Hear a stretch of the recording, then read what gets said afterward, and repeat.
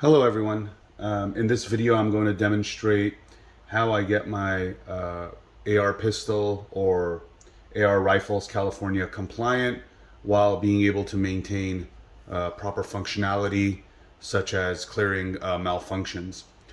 This is the kingpin which I use on all my setups, and in a moment you'll see the Hogue Freedom Fighter pin.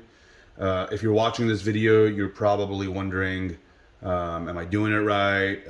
Should I be going more gentle or a little bit heavier? I assume some of you are having a second thoughts about filing down that pin, so you're watching this video. So let's get to it.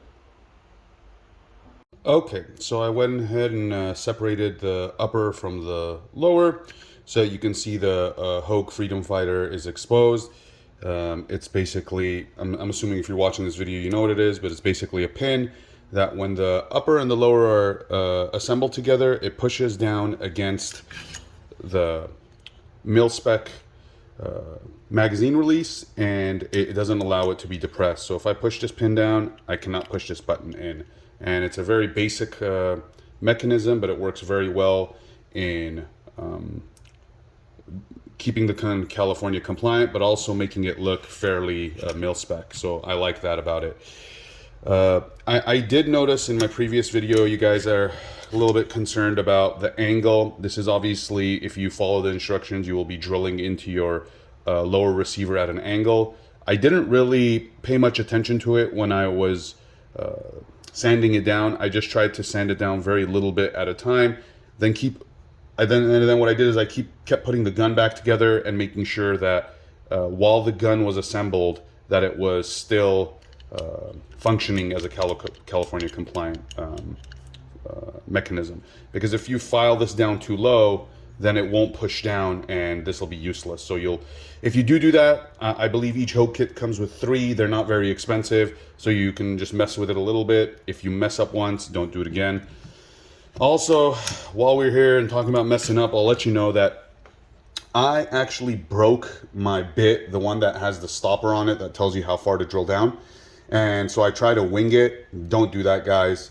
Figure out a way to either buy a new bit from Hogue or to create one that has that stopper on it, because what I ended up doing was drilling all the way through with the original bit, and that caused me a huge pain in the butt. At first I thought I had to get rid of this lower or find a different California compliant mechanism, and then I realized that I could use these screws.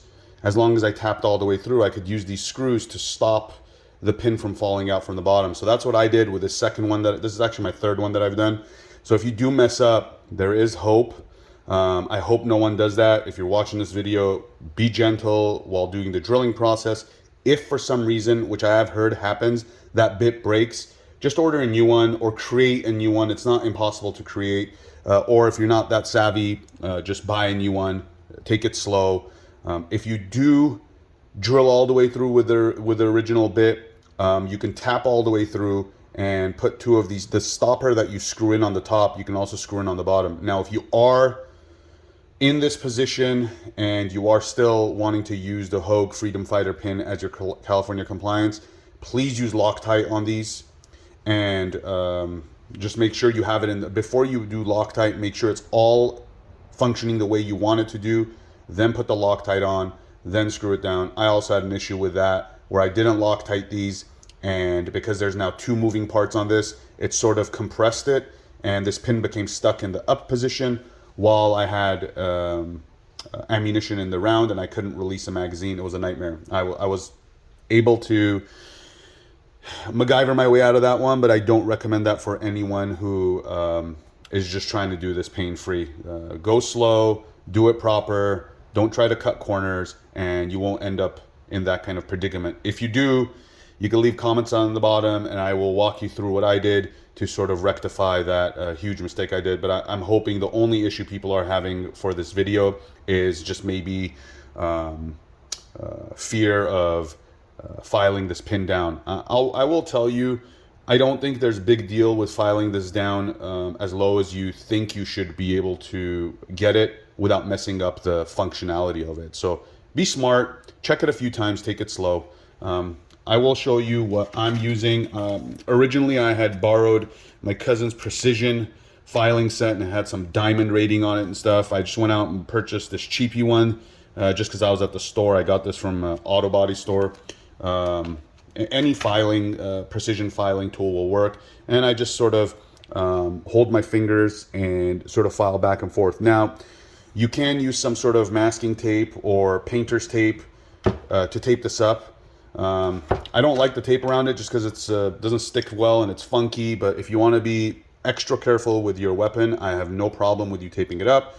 As a backup, I got this super black flat, and I've used this more often than I'd like to admit on various parts of my ARs, and that sort of helps me fix issues where I, maybe wasn't the smartest person. So I'm just going to go ahead and file this down. I don't push down on it so much that it's causing the pin to go down. Just going back and forth slowly, and take a look. It's working, but because I'm a little bit more familiar with this process, I know I need to go a lot more than where I'm at. So I'm just going to go ahead and keep filing. Yeah, it's getting there, but it's pretty slow, and I'm okay with that. I'm okay with slow.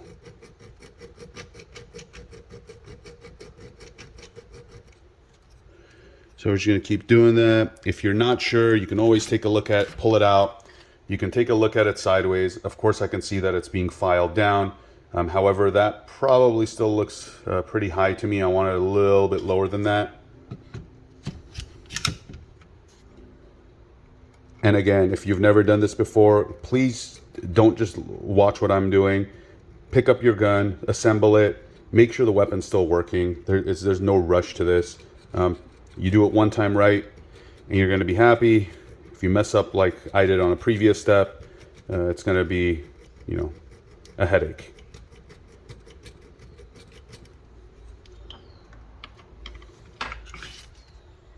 It's getting there. Let's see if we can zoom. It's getting there. We'll do a little bit more. And remember, as long as the gun is assembled and you can't depress the magazine release, you're California compliant. The reason I like to get this nice and low is because you never know how bad your malfunction is going to be. Like say a really crazy looking double feed, and if you have no room to crack that upper away from the lower, you're going to have to wiggle a lot to get the magazine out. But if this is pretty chiseled down, it'll allow you to clear malfunctions a lot easier. And the worst thing in the world is if you're trying to clear a malfunction and you can't release your magazine, that's gonna not be fun. And I'm pretty sure if you're watching this video, that's what we're doing. All right, I may have scraped my upper here and here a little bit, as you can see right there and there. This is why we tape up our stuff. I'm going to paint mine. All right, okay, I'm gonna go ahead and test this and we'll be back. Okay, so that actually worked. If you need to do this step a few times where you assemble your rifle or AR pistol in order to make sure that you haven't gone down too far, take your time like I said. In my case, I've done this a few times, so I'm sort of more familiar with how far I should go. If you look, I cannot depress the magazine release and release my AR pistol from the magazine locked into the vise. But as soon as I hit the kingpin, I'm able to release my magazine. This is now California compliant because, as you can see, I cannot depress this clip until I release it with the kingpin. If you want to know why I'm filing down the Hogue Freedom Fighter, please watch my other video and it will explain how to clear malfunctions. I did take my AR rifle to a training course where both the instructor, who's a Marine and has been instructing for over 10 years, and the SWAT sergeant were fairly impressed with my ability to clear malfunctions. They were certain I would not be able to clear it. I was able to clear it over and over again on the line, whereas my brother, who was using a Juggernaut without the filed down Hogue, was not able to. Immediately after that training session, we came over to my house and my brother filed his down and his works properly too. To the people asking me about the Juggernauts, absolutely the same function. You have a Juggernaut pin instead of a kingpin, And from what I can tell, you have a Hogue Freedom Fighter pin installed, which is nice. It's already installed, so all you have to do is file it down. If you guys have any questions, as always, leave comments below. I'll be glad to answer them.